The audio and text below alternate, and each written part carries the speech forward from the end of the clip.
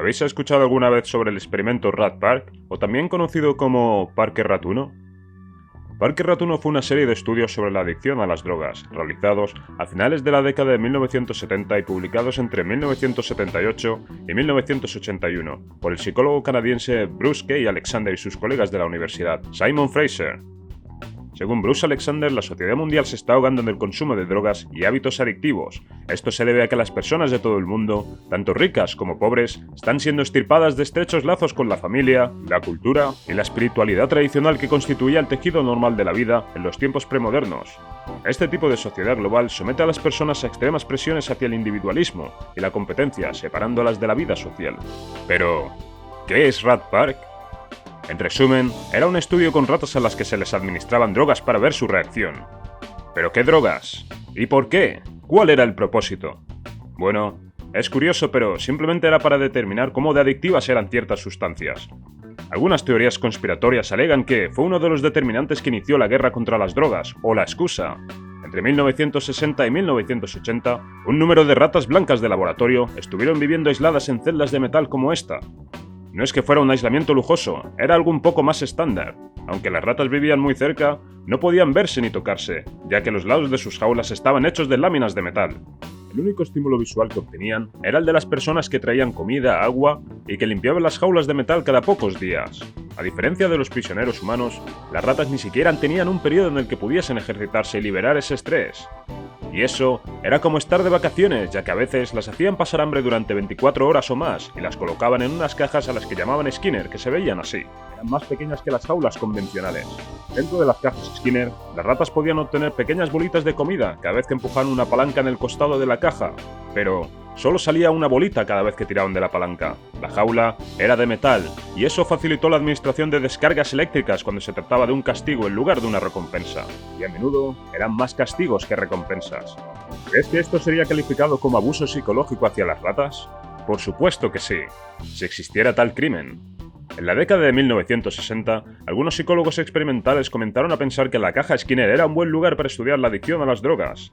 Perfeccionaron técnicas que permitían a las ratas inyectarse pequeñas dosis de una droga, en concreto, en ellas mismas presionando una palanca. Esto requirió atar a la rata al techo de la caja con un tubo e implantar quirúrgicamente una aguja o un catéter en sus venas yugulares. La droga era suministrada a través del corriente sanguíneo, acabando así en el cerebro de las ratas de forma casi instantánea cada vez que pulsaban la palanca.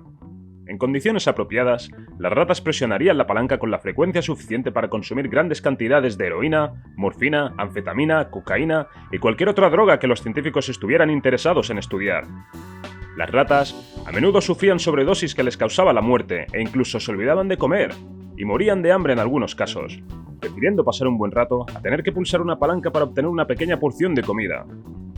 Y como era de esperar, los medios de comunicación de la época estaban muy entusiasmados con estos experimentos.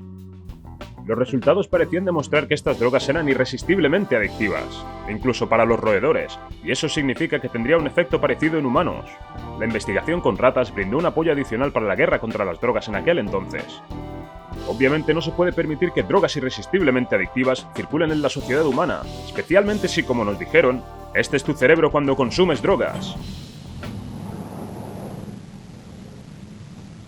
Pero, ¿es del todo cierto?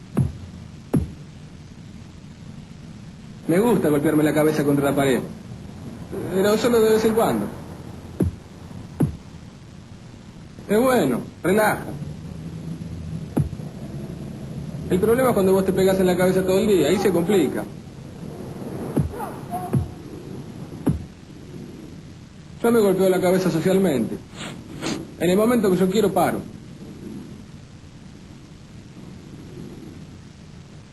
Con las drogas también es así. Vos la usás de vez en cuando, pero siempre terminás lastimado. Primero, deberíamos tener en cuenta que los antepasados de las ratas de laboratorio, en la naturaleza, son criaturas muy sociales, sexuales y trabajadoras. Poner a una criatura como esta en confinamiento solitario equivaldría a hacerle lo mismo a un ser humano. El confinamiento solitario vuelve loca a la gente. Si los presos en aislamiento tienen la oportunidad de tomar drogas que inhiben la mente, lo harían. En segundo lugar, consumir drogas en una caja Skinner sin esfuerzo alguno y no teniendo una mejor alternativa. Si tu vida es un infierno, ¿qué elegirías? Esto no puede comparar en nada la adicción humana que siempre implica elegir entre muchas opciones posibles. Y en tercer lugar, las ratas son ratas. ¿Cómo podemos llegar a conclusiones sobre experiencias complejas o quizá espirituales, como la adicción y la recuperación humana? ¿No somos más complejos y conmovedores que las ratas, incluso si tenemos necesidades sociales similares? Un pequeño grupo de la Universidad de colegas Simon Fraser, incluidos Robert Combs, Patricia Hathaway, Barry Bellstein y Bruce K. Alexander, se comprometieron a demostrar si era cierta la conclusión a la que se había llegado a partir de estudios anteriores con ratas sobre que las drogas son irresistiblemente adictivas. Esto requirió construir una caja de madera contrachapada en su laboratorio, llenarla con cosas que le gustaran a las ratas, como plataformas para trepar, latas para esconderse, astillas de madera para lo que sea que hagan con ellas y ruedas para hacer ejercicio. Básicamente era una gran colonia ratuna 200 veces la superficie de una jaula de laboratorio convencional, en la que habitaban entre 16 y 20 ratas de ambos sexos viviendo en comunidad. Estas tenían de todo, no solo toda la comida que quisieran, también pelotas y ruedas para jugar, y suficiente espacio para parearse. Naturalmente, incluyeron muchas ratas de ambos sexos, y como son ratas, el lugar pronto se llenaría de bebés. A las ratas les encantó, y se ve que a los científicos también, así que decidieron llamarlo Rat Park, Parque Ratuno. Y al mismo tiempo tenían otro grupo de ratas en jaulas convencionales en las condiciones que mencioné antes, donde apenas tenían espacio para moverse y su vida estaba mucho más suprimida de sus necesidades ratunas. Ambas colonias, si es que las ratas aisladas pueden ser incluidas en tal categoría, tenían la opción de elegir entre agua normal y agua mezclada con algún tipo de droga. Como mencioné antes, esta era elegida al gusto de los científicos. Realizaron varios experimentos documentando el consumo de drogas de las ratas. Compararon el comportamiento de las ratas que habitaban en Rat Park con las ratas en confinamiento solitario, las que estaban en jaulas Skinner. En prácticamente todos los experimentos, las ratas en confinamiento solitario consumieron cantidades más altas de estupefacientes. Y no solo un poco más, mucho más. Y las ratas de la colonia sí que consumieron el agua mezclada con drogas, pero no hubo un solo caso en el que alguna rata sufriese sobredosis. Estas apenas consumían esas drogas. No solo eso, si ratas de aislamiento eran introducidas en Rat Park, estas superaban su adicción y comenzaban una nueva vida. Pronto les quedaría absolutamente claro que los primeros experimentos con la caja Skinner no demostraban que la morfina fuera irresistible para las ratas. Más bien, es probable que la mayor parte del consumo en ratas aisladas en una caja Skinner sea una respuesta al aislamiento en sí mismo. La investigación de Rat Park atrajo mucha atención en los medios locales y también a estudiantes de universidad, pero en el resto del mundo, la teoría de la adicción se hundió como una piedra. Incluso después de que otros investigadores replicaron estos hallazgos, parece que no cambió la idea que tenían los medios y la gente sobre las drogas. Seguro que si le preguntas a tus padres sobre la marihuana, te dirán que te alejes de esta porque te vuelve estúpido. ¿Pero qué esperas? Ellos también fueron víctimas del lavado de cerebro con anuncios como este.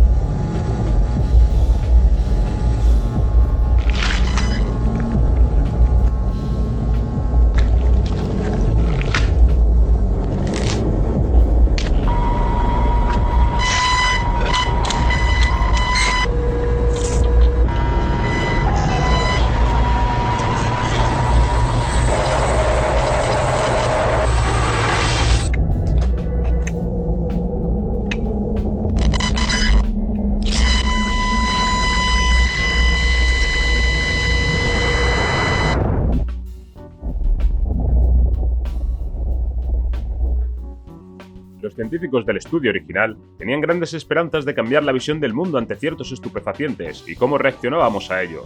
Pero desafortunadamente, hay países que siguen culpando al individuo y no tienen en cuenta las condiciones en las que ellos mismos te ponen.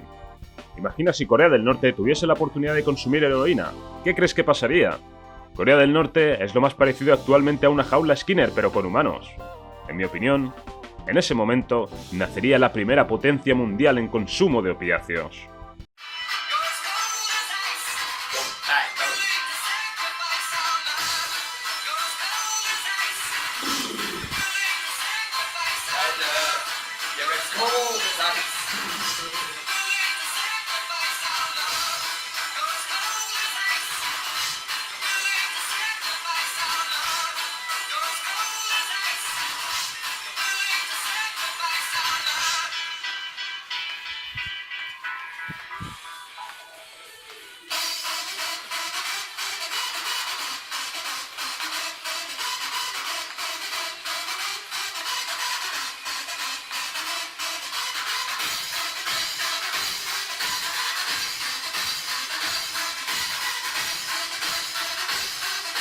Yeah.